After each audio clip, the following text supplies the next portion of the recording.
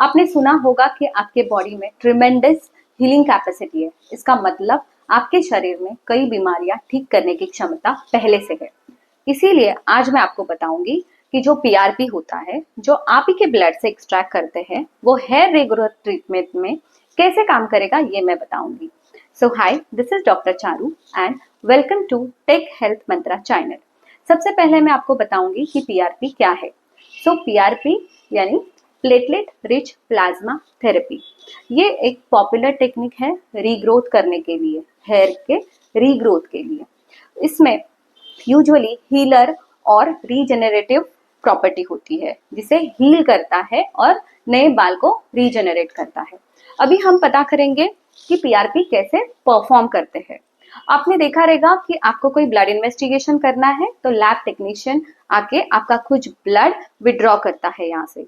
उसी प्रकार से पीआरपी करने के पहले जो ब्लड है वो विड्रॉ किया जाता है और एक स्पेशल इक्विपमेंट में उसे सेंट्रीफ्यूज करके प्लेटलेट रिच प्लाज्मा बनाया जाता है। फिर पेशेंट के स्कैल्प को नमनेस दिया जाता है, जैसे कि लोकल एनेस्थीसिया दे के स्कैल्प को नम किया जाता है, जिससे पेशेंट को पेनलेस प्रोसीजर लगे, ज्यादा दर्द नहीं हो। फिर ये स्कैल्प में पीआरपी जाने के बाद क्या करता है? ये पीआरपी जब भी आपके स्कैल्प में हम लोग इंजेक्ट करते हैं तो वहां पे बहुत सारे स्टेम सेल क्रिएट करता है और हेयर रीग्रोथ करता है। अभी हेयर रीग्रोथ करने के लिए आपको सबसे पहले जानना होगा कि हेयर साइकिल कैसे काम वर्क करती है। जैसे ह्यूमन बीइंग में स्टेजेस ऑफ लाइफ होते हैं, जैसे कि चाइल्डहुड, अडल्टहुड, लेट अडल्टहुड, वैसे ही हेयर साइकिल में होता है फेजेस, जिसको बोलते हैं anagen, catagen and telogen phase. Anagen phase में यूजुअली हेयर रीग्रो होता है और कैटाजन फेज में ये जो हेयर है वो उसका ग्रोथ स्टॉप होता है और डर्मल पैपिला से वो हेयर डिटैच होने लगता है। फिर टेलोजन फेज में ये जो आपके बाल है वो रेस्टिंग फेज में चले जाते हैं। जैसे आपको पता है कि आपके 10 से 15 बाल हमेशा गिरते हैं, तो वो टेलोजन फेज में होते हैं। इस फेज में जब भी कुछ बाल रेस्टिंग फेज में जाते हैं और कुछ बाल नए आने लगते हैं, जैसे कि नई प्रोडक्शन है, प्रोडक्शन साइकिल स्टार्ट हो जाती है। फिर अभी यूजुअली ये पीआरपी ये ग्रोइंग फेज में काम करता है। जैसे कि हेयर आपका ग्रो हो रहा है, उस फेज में पीआरपी काम करता है। तो ये पीआरपी जब भी आपके स्कैल्प में हम लोग इंजेक्ट करते हैं तो क्या क्या करता है? तो सबसे पहले वो स्टेम सेल को एक्टिवेट करेगा। सेकेंड थिंग, हेयर थिकनेस को बढ़ाएगा, हेयर स्ट्रेंथनिंग करेगा। फिर जो टीलोजन फेज है, जो रेस्टिंग फेज है, उसको कम करेगा।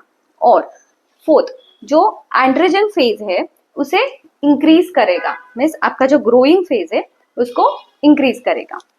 अभी मैं आपको पीआरपी के कुछ बेनिफिट्स बताऊंगी। जैसे कि पीआरपी के कुछ सेशंस कंप्लीट होते हैं तो क्या क्या होता है। जैसे कि पहले थिन हेयर आपके थिकनेस होने लगती है। सेकंड, जैसे डेंसिटी और टेक्सचर बढ़ जाता है और हेयर वॉल्यूम इंक्रीज होता है। उसके बाद न्यू वास्कुलराइजेशन होता है। इसका मतलब जो ग्रोथ फैक्टर है प्लेटलेट रिच प्लाज्मा थेरेपी में, वो नए वेसल्स बनाता है और जो रिक्वायर न्यूट्रिएंट्स है हेयर ग्रोथ के लिए, जैसे कि वाइटामिन होते हैं, अलग अलग न्यूट्रिएंट्स होते हैं, वो हेयर ग्रोथ के लिए वहां पे कंडक्टिव एटमॉस्फेयर बनाता है और हेयर ग्रोथ करता है। उसके बाद जो डॉर्मेंट हेयर है, इसका मतलब होता है सो गए हैं जो बाल, जो अभी रेस्टिंग फेज में, उसको क्या करेंगे? उसको हेयर रीग्रो करेगा। कैसे करेगा? तो स्टेम सेल स्टिमुलेट करेंगे, उसके वजह से हेयर रीग्रोथ होगा। अभी मैं आपको बताना चाहूंगी कि पीआरपी किसमें नहीं इफेक्ट करता है।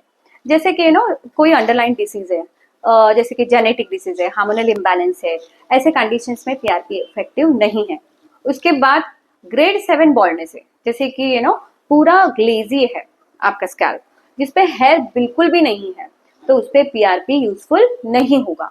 क्योंकि पीआरपी काम करने के लिए आपके हेयर वहां पे होने चाहिए, क्योंकि पीआरपी वो हेयर फॉलिकल पे काम करेगा। अगर आपके बाल थिन है, मिनिएचराइजेशन हो गया है, बहुत छोटे हो गए हैं, तो उस पे पीआरपी काम करेगा।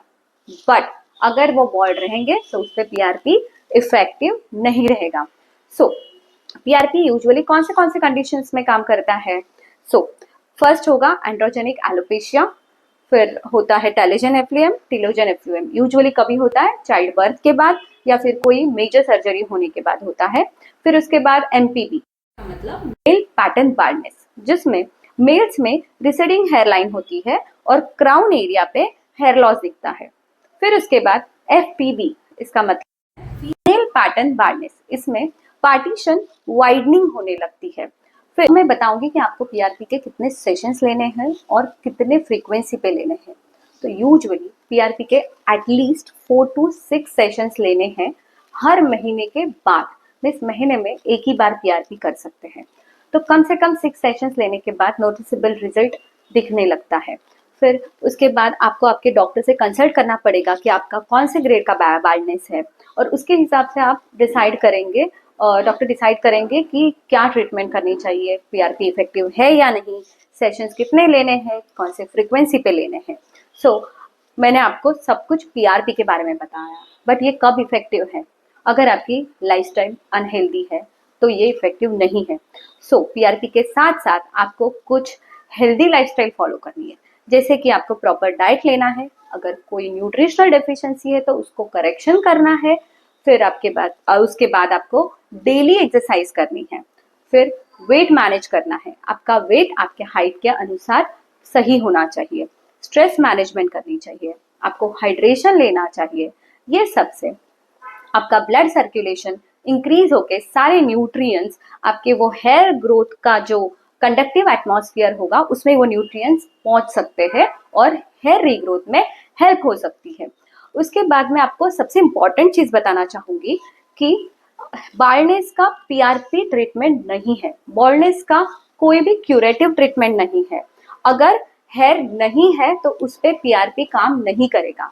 पीआरपी तभी काम करेगा जब भी कोई बाल वहां पे प्रेजेंट हो, भले ही वो थिन हो या फिर मिनिचराइजेशन हो गया है या फिर बाल एकदम जैसे डैमेज हो गए, नहीं बाल एकदम कम हो गए, उस कंडीशंस में ही पीआरपी काम करेगी। बॉल्डनेस में पीआरपी काम नहीं करेगी। अगर आपको हेयर लॉक्स के और रीजंस जानने हैं या फिर उसकी और ट्रीटमेंट जाननी है तो आपको मेरे चैनल को सब्सक्राइब करना होगा। So thank you for watching my video, and this is me, Dr. Charu, signing off.